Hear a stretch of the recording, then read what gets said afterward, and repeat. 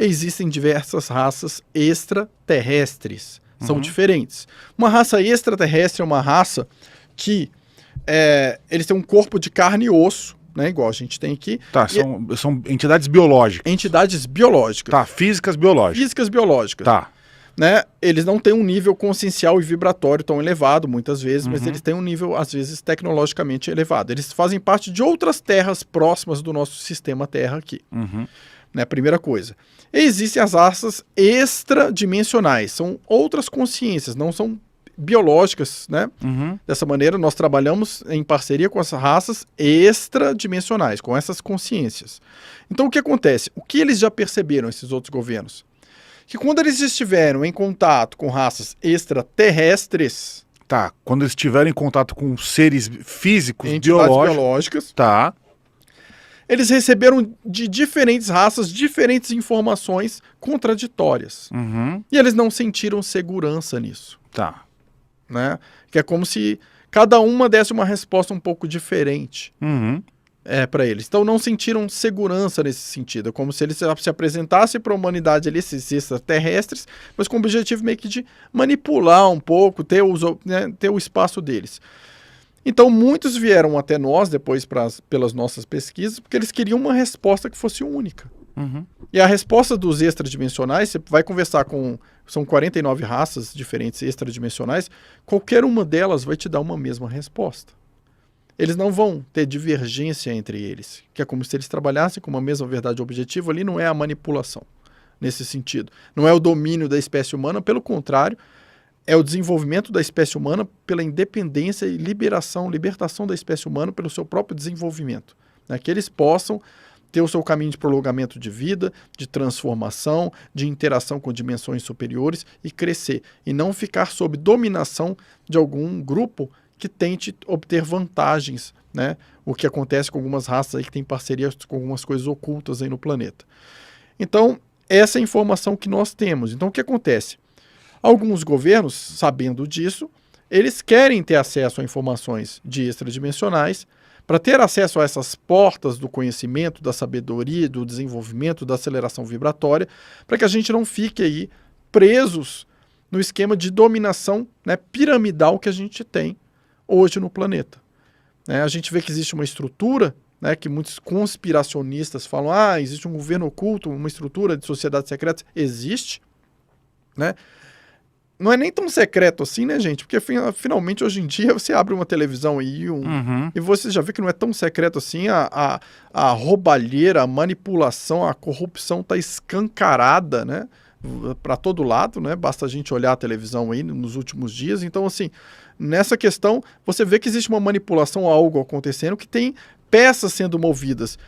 Então, de um lado, esses extraterrestres, eles têm, ligados a esses Anunnaki, né, um interesse de um certo controle sobre a estrutura nossa aqui da nossa sociedade, enquanto os extradimensionais que trabalham conosco, eles têm o interesse de libertação disso daí. Peraí, não, o ser humano não tem que ser um escravo.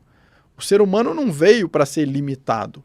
Ele foi criado para ele se desenvolver, para ele atingir seu próprio processo de iluminação, de libertação, de aceleração de frequências, né, de consciencial, vibratório, de prolongamento de vida. Né? O planeta não precisa vibrar toda essa densidade que ele vibra hoje. Ele pode estar no... Existem outros caminhos possíveis, só que o sistema tenta manter isso porque é interessante.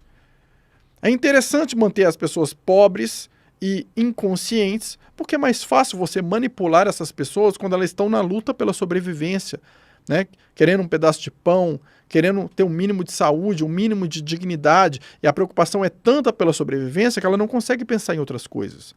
Mas quando você liberta essas pessoas através de algum sistema financeiro diferente, aí que entra o nosso BDM, liberta essas pessoas, e essas pessoas começam a ter prosperidade, tempo para cuidarem de si mesmas, tempo para cuidarem da própria saúde, tempo para pesquisarem, tempo para se desenvolverem, a parte consciencial, vibratória e tudo que vai junto, leva essas pessoas para um outro patamar. E aí, elas não se sujeitam mais às regras do sistema.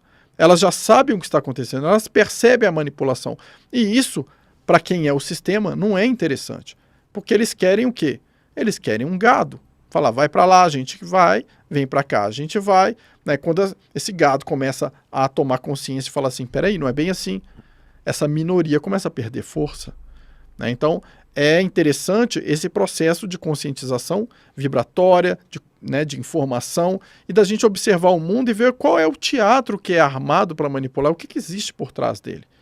Né? Não é uma questão, quero deixar isso muito claro aqui, de sermos conspiracionistas e acharmos que, nossa, o mundo é horrível, existem pessoas horríveis nos controlando. Por quê? Porque eu penso que quando as pessoas começam a olhar para isso o tempo inteiro, elas ficam negativas. Elas começam a vibrar medo, sensação de impotência, de que o mundo é horrível, e isso não é uma verdade.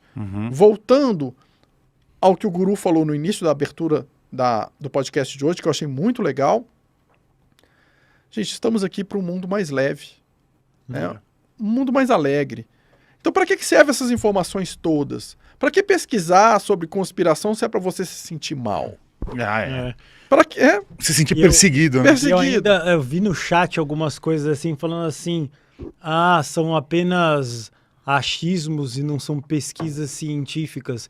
Se você estudar a história da humanidade, um monte de coisa que foi sem querer acabou virando científico depois. Lógico. Eu sempre uso o exemplo da acupuntura.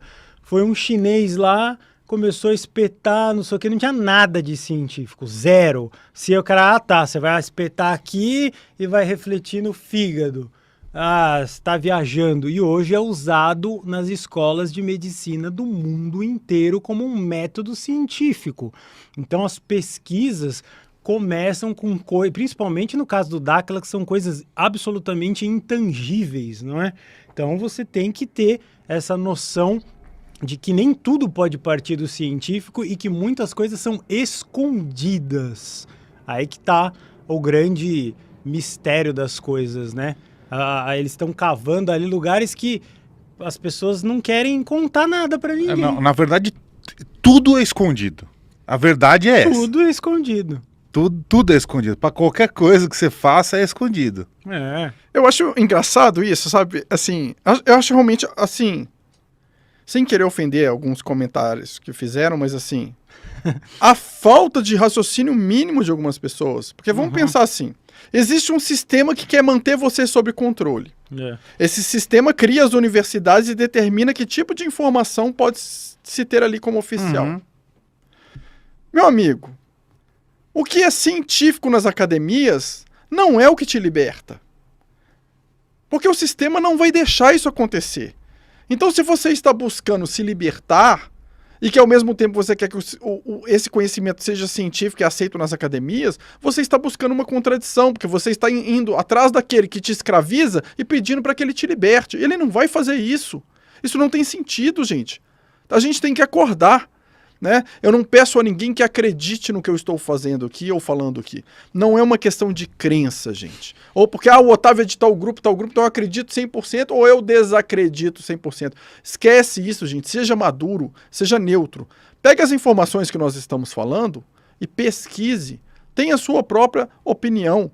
Então, assim, uma informação científica, né, como o Guru citou aqui, a da medicina com relação à acupuntura. Nós vamos olhar de verdade o que aconteceu com a medicina e a acupuntura, tá? Os chineses descobriram aquilo ali, né? E aquilo veio para o Ocidente. O que os médicos fizeram no início? Nada, porque ninguém acreditava na acupuntura. Então eles não fizeram nada e deixaram os chineses que chegaram aqui trabalharem à vontade.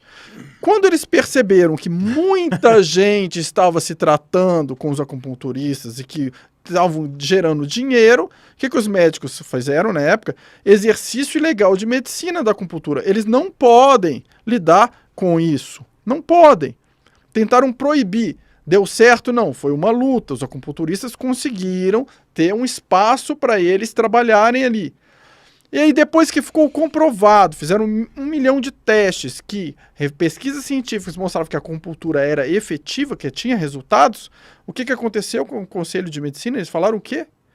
Beleza, é verdadeiro, mas então a partir de agora a gente quer que só médicos trabalhem com isso.